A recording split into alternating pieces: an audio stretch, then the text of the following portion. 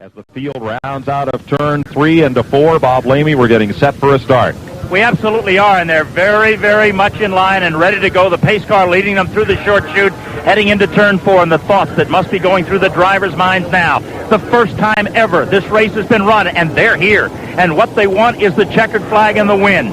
The nerves at an all-time high. Everybody excited. The fans are standing. Everybody cheering as the cars come through. Rick Mast on the inside. Dale Earnhardt on the outside, followed by Jeff Gordon. Jeff Bodine, they're lined up 2 abreast all the way through the back of the field. They're ready. They're ready for what promises to be a great day in Indianapolis. Less than 4 miles an hour separate the first-place car and the 40th-place car. Pace car at 55 miles an hour. They come to speed. The green flag waves the Brickyard 400. He is underway in the first 3 rows, side by side to turn 1. The first left-hand turn of the day. It's Earnhardt taking the lead on the outside. Now Mast moves onto the inside. They're side by side into the short chute to number 2. They said they couldn't pass in the short chute, but they're attempting to pass out too wide. Now they final in the single file. Mast has the board out in front. Then 2 Chevrolets behind him. Earnhardt goes second. Jeff Gordon goes down third. Single file. Now they start to go 2 and 3 and 4 wide down the back stretch toward turn 3. Earnhardt looks to the outside, looks to the inside. Jeff Gordon trying to go around Earnhardt. He won't do it as Earnhardt slams the door. Rick Mast in the lead, going through 3, going through the short chute and heading to 4. Rick Mast has the lead. Earnhardt right behind him. Jeff Gordon right on his tail. They come through very, very smoothly through turn 4. Single file, head down the main straightaway. Mast is the leader. Everybody is through 4 clean and green. One car smacked the wall coming out of 4. It may have been Earnhardt. He is getting past to turn 1. Here comes the leader, Rick Mast, and right now Jeff Gordon has grabbed the number 2 position. They're 2 wide as they go through 1. That takes care of that question. Quickly across the short chute into 2. Mast with about 6 or 7 car lengths over Gordon, 6 or 7 car lengths back to Bodine. Then it's about another 8 car lengths back to Labonte. Now they start single file down the backstretch. They talked about how narrow these straightaways were, but the first time down the backstretch they were going 4 wide in some cases. Pretty well single file right now. 3 wide, coming into 3 on back of the pack. Ernie Irvin on the move. He makes it. Greg Sachs tucked on the outside of Marcus through 3. He'll make it. Rick Mast has them in the lead as he comes through turn 4. Jeff Gordon right behind him. They drop in single file, coming through turn 4. 2 abreast now as we go back through the pack, but they go 1 abreast as they come through 4. They are 3 wide, back at 6th place. Earnhardt fading on the outside. Ricky Rudd dives to the bottom of the racetrack. Taking over the lead. Turn 2. Fans are on their feet cheering the lad from Pittsburgh, Indiana, as he leads them off the second corner, but Rick Mast is right behind him. Trouble in turn 1. Mike, something has come off of one of the cars. It looked like a windshield or some kind of a front protector. When in the air, a car behind it smashed it into a zillion pieces up here, but they all got through safely. The track stays green as the field comes around. And up at the front, Jeff Gordon puts the DuPont Chevrolet of Rick Hendrick to the front of the field. Rick Mast joins Johnny Aitken as the first leader of his type. Johnny Aitken led the first Indy 500, the first lap. And today, Rick Mast leads the first lap of the Brickyard 400. The caution is out for the incident down between turns number 1 and 2. The big question right now, Glenn Jarrett, is Dale Earnhardt's car. He did slap the wall coming off turn number 4 on the first lap as he talked to his crew. Well, we'll find out. Richard Childress, has Dale said anything about that when he brushed the wall? Yeah, he said he bent something on the car, so we're going to find out what we're getting ready to pit and take a look at it. Okay, they don't know exactly what it is, but they're going to find out this time. We'll stay right here and see just exactly how much damage he did. Ed, it seemed like a pretty good hit. Yes, it did look like he hit it pretty good, and certainly they don't want to take any chances, especially since they have this caution here now that they can come in. They don't want to give up that track position, but they have no choice. We're getting set to go back to green here at the Indianapolis Motor Speedway. And up front, Jeff Gordon. Rick Mast is in second. Jeff Bodine is third. Bobby Labonte fourth. Ricky Rudd fifth. Bill Elliott sixth. Dale Earnhardt was in seventh at the time of the caution. That'll move up Brett Bodine, Sterling Marlin, Mark Martin, and Morgan Shepherd, the top 10.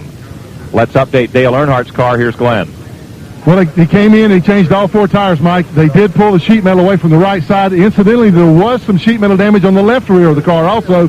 Richard Childress has told me, they're conferring right now, he has told me that Dale did bend the rear track bar. They're not going to be able to do anything about it for a while. They're still huddling, trying to decide exactly what to do. We're getting ready for a restart. We won't see him again for a while. On the left rear of the car, he apparently contacted Rick Mast, who has debris, or rather damage, on the right side. Front of the field is single file, but toward the back they fan out greatly. They're in turn one. Jeff Gordon has the lead. There comes Rick Mast. Jeff Bodine third. Then Bobby Labonte and Bill Elliott single file heading into the short chute. Remember, Jeff Gordon celebrated his 23rd birthday on Thursday. When asked what he'd like to have, he said, hey, I want the pole position. He didn't get it. He said, hey, I'll wait and take a win on Saturday. Well, he's leading this thing right now as they head for turn 3. And once again, the front of the pack staying in a draft single file into turn 3. Dale Jarrett makes a move up on Mark Martin. He and Ernie Irvin complete that pass. Let's go to Danny Sullivan's pit. Chris McClure. They're effecting repair on the window on the right side. Danny Sullivan lost it, had to come in. They didn't have a spare, but they found a loaner down pit road. They are now drilling holes to put some fasteners in. He'll be back in the race, but he's already now 2 laps down. Ed, I guess that's one of the problems of teams that don't run this entire circuit. They're not prepared for all of those contingencies. Yeah, those that run the entire circuit, Mike, they come prepared for every little thing that could possibly happen to that race car. But you're right, those that don't run here every week, they simply don't know everything that they need. They try to prepare themselves as well as they can, but sometimes things will come up like this, something you would not expect, and then it'll bite you. As they move toward turn number 3, Larry Henry, Rusty Wallace is on the move. He is on the move, and so is Ernie Irvin. He has gone from 17th to 11th. He has a very strong car, tucked in right behind Morgan Shepherd. He'd like to pull him off. Made a nifty move, last lap around on Dale Jarrett on the inside as they went 2 wide through 3 and 4. Jeff Gordon has the lead as they come through 4. And right behind him, Rick Mast, Jeff Bodine moving up, Bobby Labonte and Bill Elliott through 4 as they come out close to the wall, but everybody making it through. Pretty much single file through the first 15 cars here, but everybody trying to sniff out a draft as they go by. Now down to the inside, the green air dam of Ken Schrader slips underneath Terry Labonte and picks up a spot. And up to second place, Jeff Bodine. Where'd he make that pass, Gary? They're through turn 2 right now. Indeed, Bodine is starting to pull away from Rick Mast, but in that process of taking over second, it was Jeff Gordon who pulled out to about a 15 or 20 car length lead. They're down the back stretch now again, up in front of the pack running single file. And Bill Elliott is moving up to 4th place. So Elliott is on the move. He's got Rick Mast in his sights, but Gordon is running away right now. Gordon very clean as he comes through 3, the young man from Pittsburgh, Indiana. And then back again, we've got Jeff Bodine second, Rick Mast third, Bill Elliott fourth, Labonte. Right now, Sterling Marlin trying to make a move to the inside as they approach the start-finish line. Marlin drops to the inside, trying to make a move on Brett Bodine, and there is nothing there. One of the fixtures of the Indianapolis 500 broadcast every year, a man who's been here for 33 seasons, first in turn 2 saying it's the blue car to Sid Collins, and now has the rundowns for you. Let's welcome Howdy Bell. Thank you very much, and good morning, everybody. Really, scoring is quite simple. All you need to do is write down the left side of your sheet of paper the numbers 1 through 43, representing the 43 positions. And at the top of that chart, write down 20-lap intervals. That is 20, 40, 60, 80, and so on, up to 160. We'll give you every 20 laps the position, the car number, and the driver's name, because we must go through the standings quickly. And you may want to write down only the car numbers, not worry about writing in the driver's name. Then at the end of the broadcast, you can go back and chart the progress of each driver. We'll also give you the average speed at the end of each 20-lap interval. So by drawing up your own scoring chart in this manner, you'll have a complete tracking of all 43 drivers in today's race. Mike? Thanks, Howdy. 8 laps are complete. Danny Sullivan goes back in the race. Jeff Gordon extends his lead. As they come down the front straightaway, good battle where Morgan Shepherd, Greg Sachs, and Michael Waltrip run into turn 1. No change as they come through turn number 1. It is really right now with Jeff Gordon Memorial, if you will. He is way out in front, safely through. And Mike, our question, can they run 2 abreast through number 1? You betcha. And they actually are trying to gain position in this number 1 spot, not just running side by side for fun. It's a serious race area up here. Gary, I wouldn't imagine you'd see much of that in turns 1 and 2 during the month of May, would you? That type of side-by-side? No, not really. They're pretty well single file through the corner here during the month of May. But keep in mind, we're talking about Jeff Gordon leading. He's been a rabbit since Thursday. He was fastest in the morning practice session before the rain. Then when he went out to qualify, trouble turn 3. We've got Jimmy Spencer into the wall in turn 3. Came off high. The tire mark starts down, coming into 3. He rides the outside wall and comes to a stop. Caution is out for the second time today here at the Speedway. Jimmy Spencer, winner of the Pepsi 400 at Daytona. And the Die Hard 500 at Talladega has put the Junior Johnson Ford hard against the concrete at turn number 3. Second caution, the first one for Danny Sullivan's debris, and this, caution number 2, coming out for Jimmy Spencer.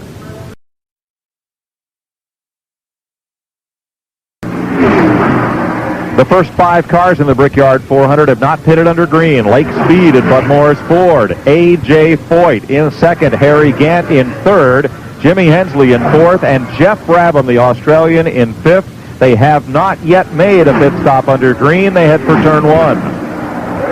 And that's pretty much as we will gather. Here comes Foyt right in front of me right now. Gant right behind him. Well, there's some experience there. They've got about a 20-car length space between them. Mike, they're in the number 2 corner. Now, Lake Speed out in front, but you've got A.J. Foyt, who's retired, came back, retired, and has come back again probably for the last time and running his last season. Harry Gant, the Skull Bandit, running in third position. Wouldn't it be something if A.J. Foyt could lead the Brickyard 400? He's running in second, Gant in his mirrors, and Lake Speed not that far in front of Foyt, but they've all got to make a pit stop soon. Lake Speed through the short chute and heading into turn number 4. They're beginning to do some 2-abreast racing through 4, but not now. It's about a 20-car length lead for Speed, and then it's A.J. Foyt and Harry Gant moving up on A.J. Battle for second there as they head toward the start-finish line. And they may be able to draft down the leader, Lake Speed, and the Quality Craft Thunderbird. Ned, I think they're right. The house would come down if A.J. Foyt's number would go up on the leaderboard in first.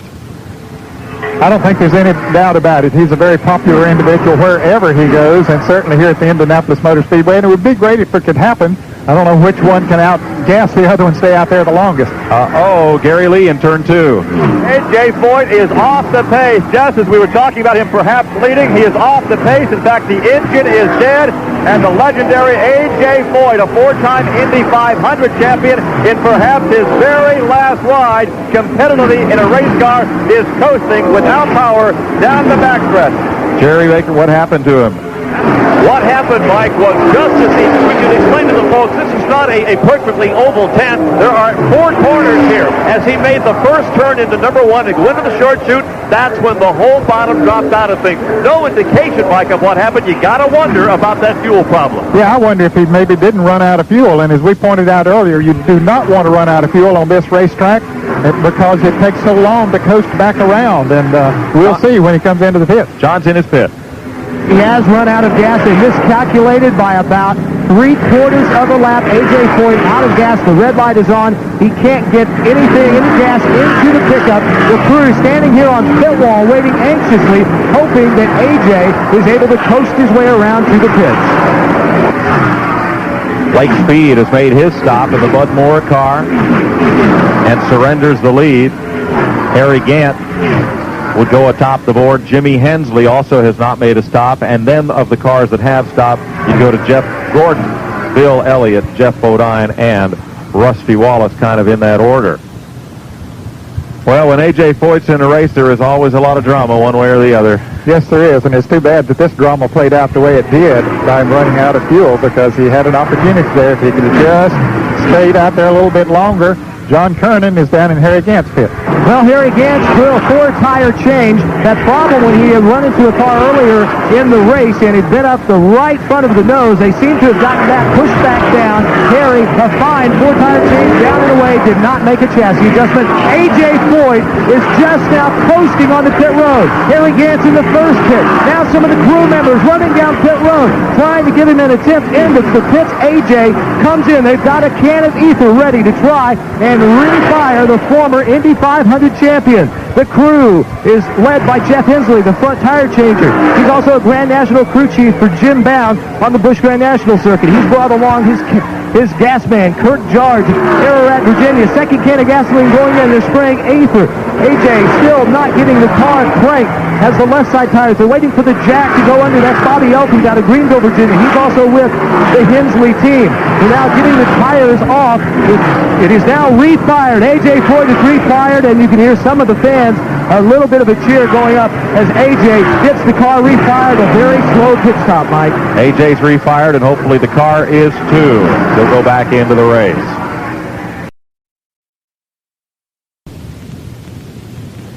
.14 lead changes among 11 drivers. Mike Joy with Ned Jarrett in the Indianapolis Motor Speedway Radio Network as they drop the green flag. Brett Bodine leads his older brother Jeff down to turn 1.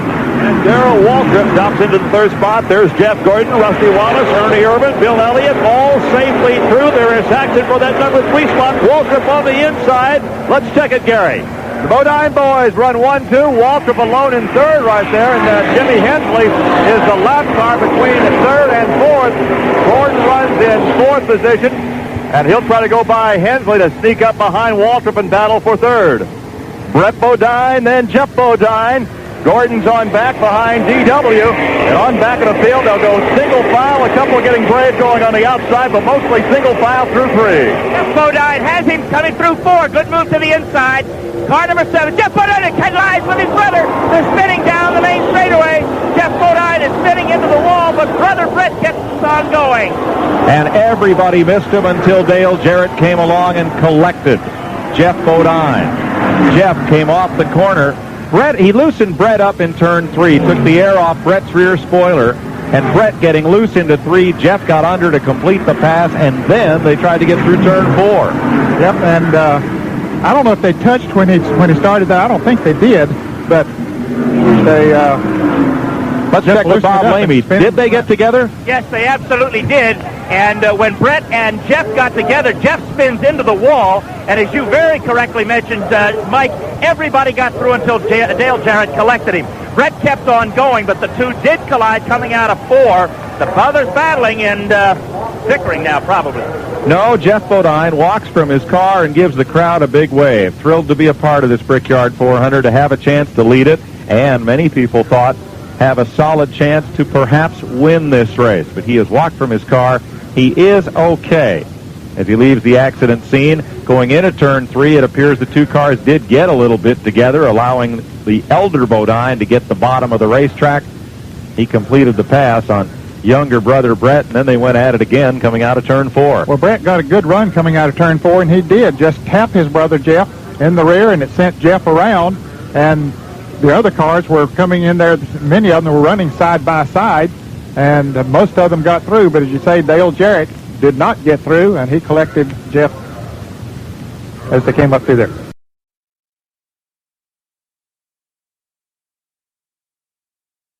And Roger Penske's car goes to the front. Penske in victory lane here at Indianapolis in 72 with Mark Donahue, 4 times with Rick Mears, Bobby Unser, Danny Sullivan, Al Unser Jr., Emerson Fittipaldi have won at Indy for Roger Penske.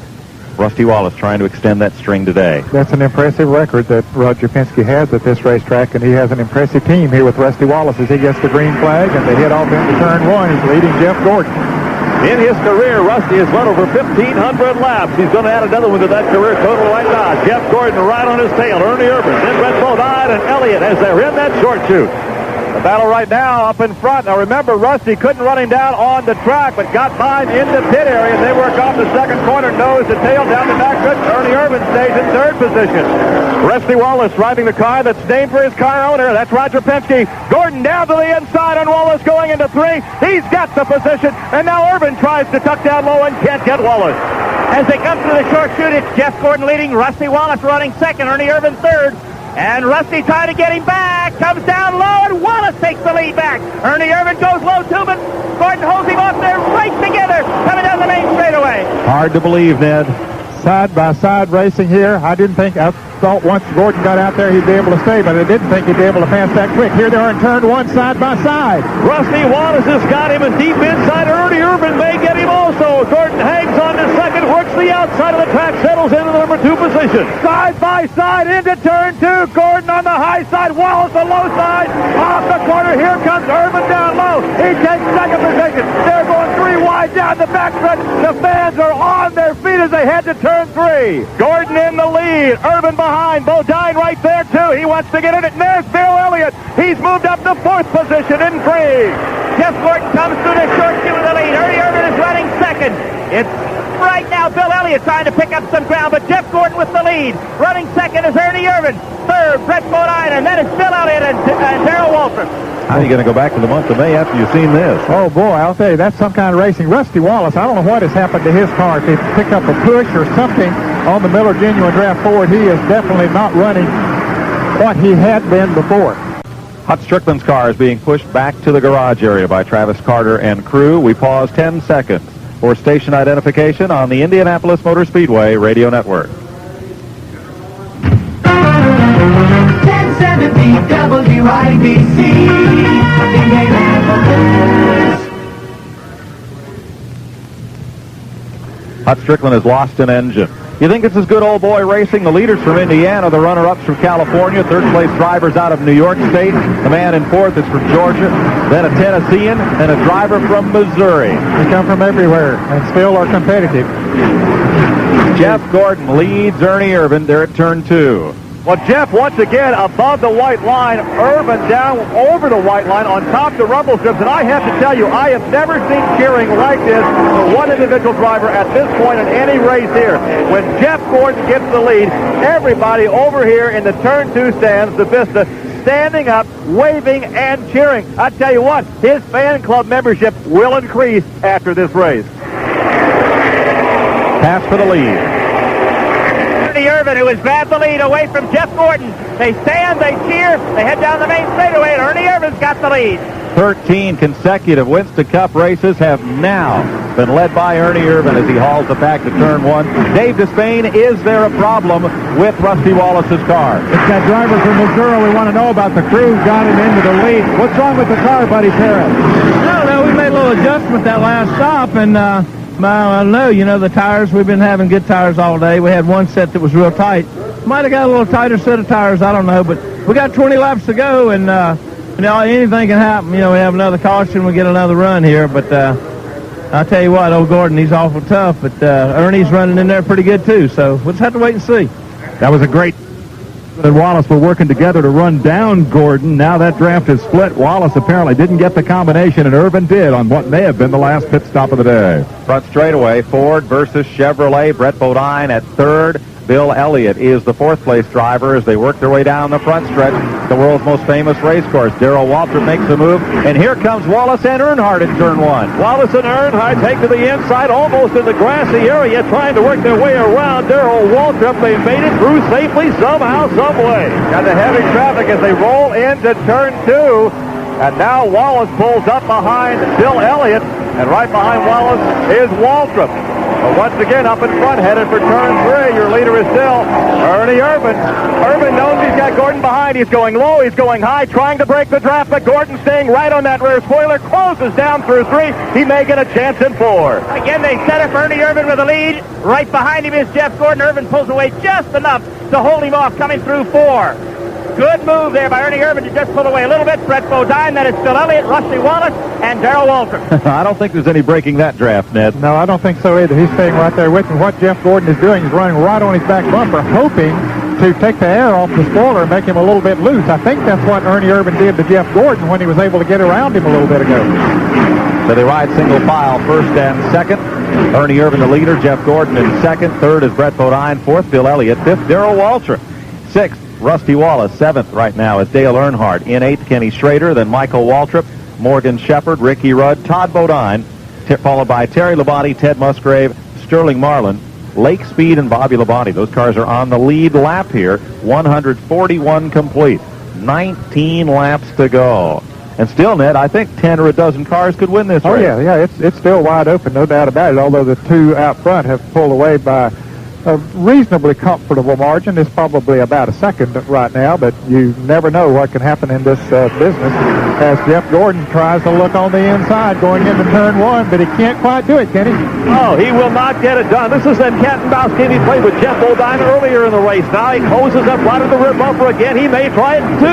Cross the short chute into 2. No, tucked in right behind Irvin. The block 28 T-Bird. The multicolored 24 Chevrolet hooked up nose to tail down the backstretch, but they could be pulling away in this draft away from the other guys.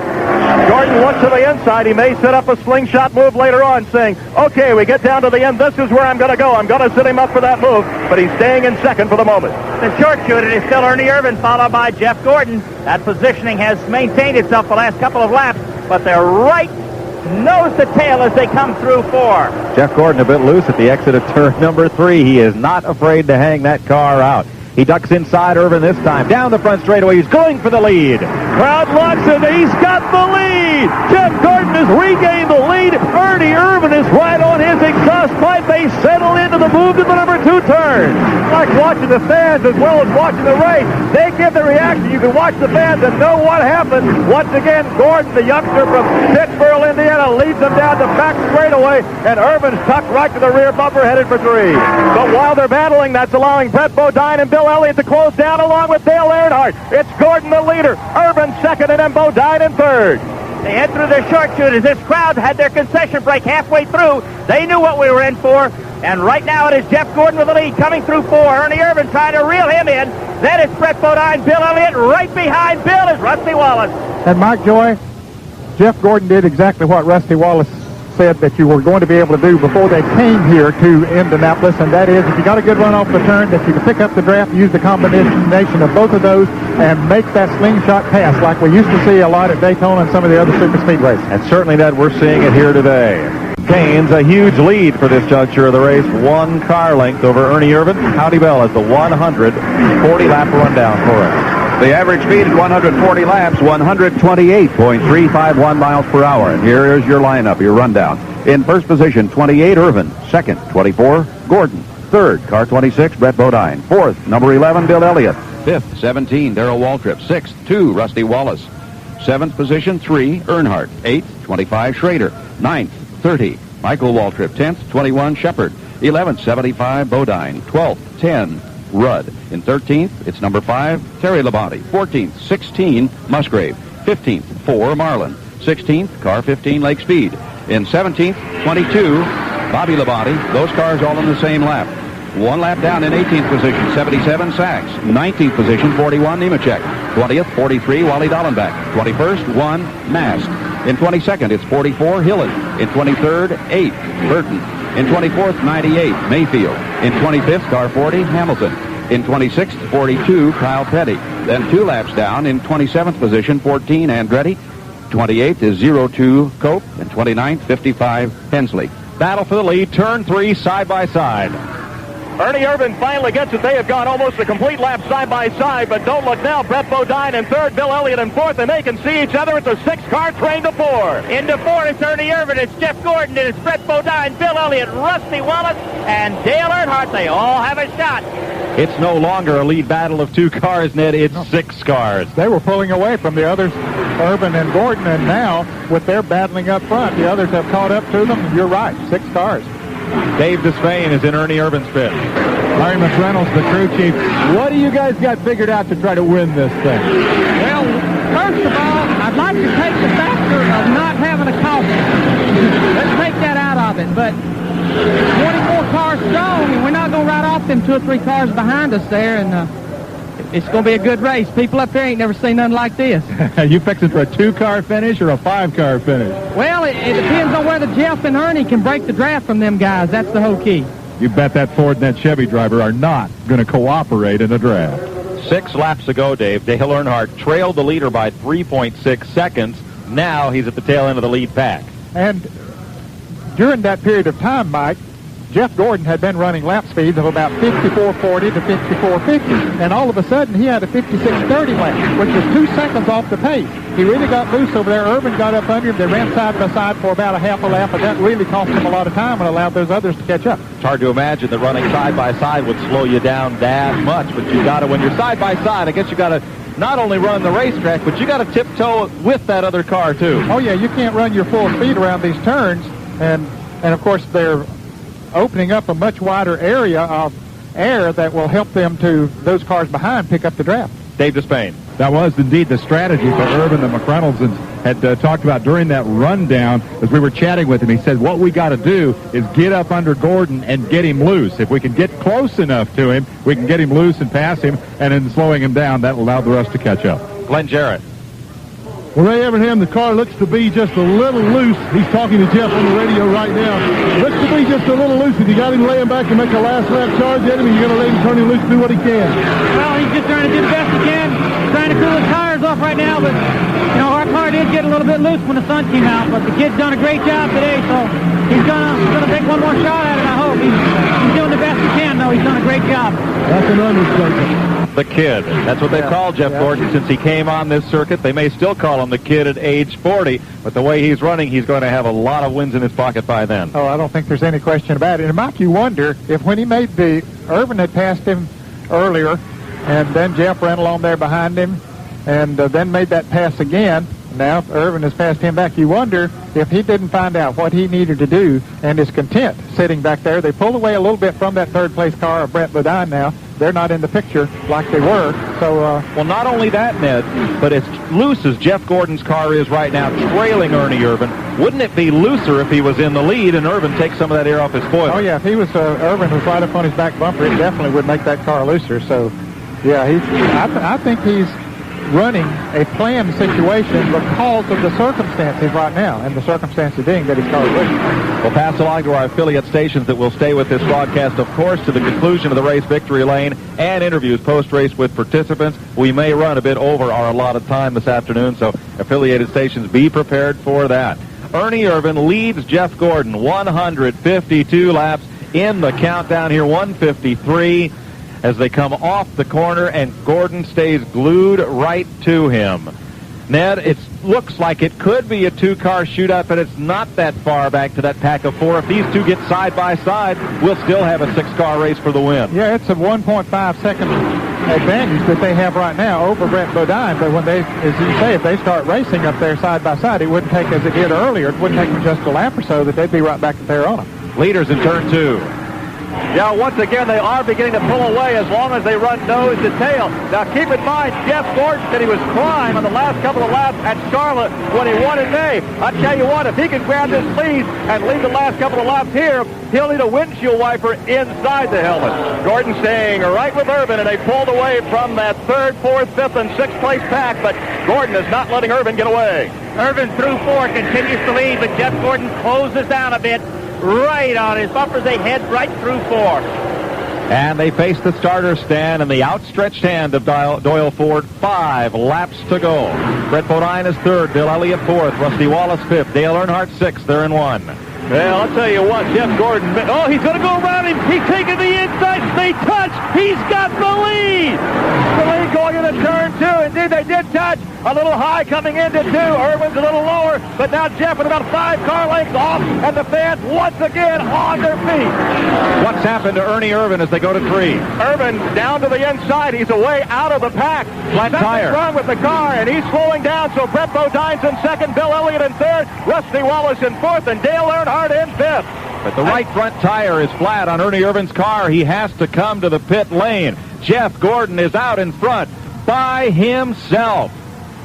Off turn 4, down the front straightaway. Gordon has a lead of perhaps 3/4 of a second. Brett Bodine second, Bill Elliott third, Rusty Wallace and Dale Earnhardt trying to run down Jeff Gordon in one. Jeff Gordon making it look easy. Here comes that pack you talked about. Brett Bodine, Elliott, Wallace, Earnhardt. Can they catch the kid? We'll find out. Status quo into 2. The 9-degree banking's probably, maybe a 20, 25 car length advantage now over Bodine, then back to Elliott, then Wallace. Halfway down this back straightaway, the kid is out in front. Ernie Irvin on pit road in front of Dave Despain. Second moment of everybody slamming fists, slamming tools. Then they grabbed their tools and went back to work. This is a points chase for the championship. Disgusted. The right front tire changer, Joey Knuckles, hurls the tire out of the way, and he's off. 11-second stop for the right front tire. It might as well be eternity. Ernie Irvin's chance to win this race is gone. 3 laps to go when they come back. One car is slow on the back straightaway, coming up toward turn number 3. Gary, I believe that's Jimmy Hensley, would be the slow car down to the bottom of the racetrack. 3 to go.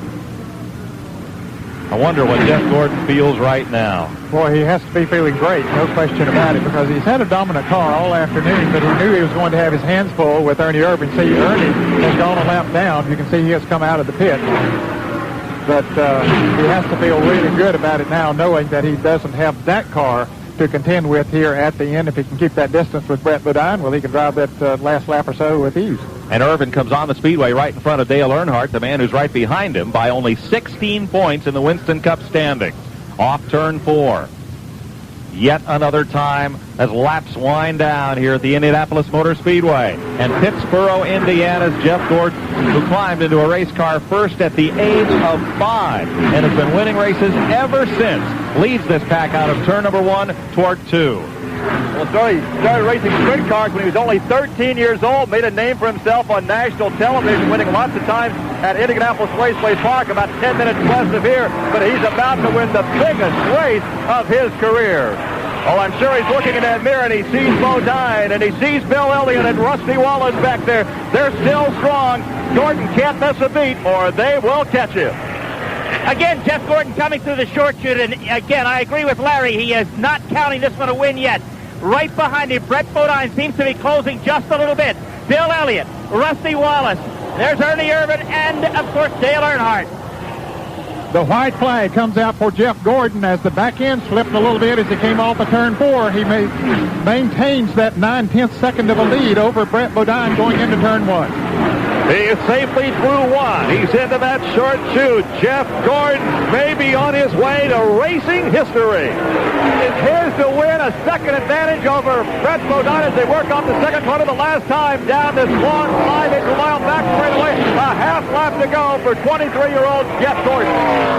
Gordon just 2 turns to go and part of the straightaway, and he'll win the inaugural Brickyard 400, about a 15-car length advantage on Bodine through 3. You don't suppose he's singing Back Home Again in Indiana, do you? Jeff Gordon off turn 4. He's just got the one turn to negotiate, to fight off everybody. The crowd roaring. They're on the feet to call the finish of the Brickyard 400. Here's Mike Doy. Brett Bodine closes in, but the youngest driver in the field shall lead them home. Jeff Gordon of Pittsboro, Indiana, upholds the honor of the Hoosier State and wins the inaugural Brickyard 400 for his second career Winston Cup victory. Down to his pit, Glenn Jarrett. Just got a shower, was right. He is being just deluged with well wishes. He and car owner Rick Hendrick, everybody, making just having a great time down here. Now I see a little blood trickling down Rick Hendrick's face. I get a word with Ray Evans. Ray, congratulations. Great victory. I don't know what to say. I want to thank Bill France and Tony George for making a lot of people's dreams come true today. And Rick Hendrick and DuPont for giving us the equipment. And, you know, by God, we've got a race driver. The kid is just unbelievable. He is just a phenomenal. And you can't be a crew chief without a crew. And I owe it all to these guys behind me. They work their tails off night and day, and they put up with me. And, you know, my family's sitting home in front of the TV, and I just don't know what to say. I can't believe it. You know, I just want to thank God and thank Bill France and Tony George because they made a lot of people's dreams come true. Well, he said it very well, and Ray Evernham deserves a great deal of it. He talked to Jeff Gordon for the last few laps there. What a wonderful moment.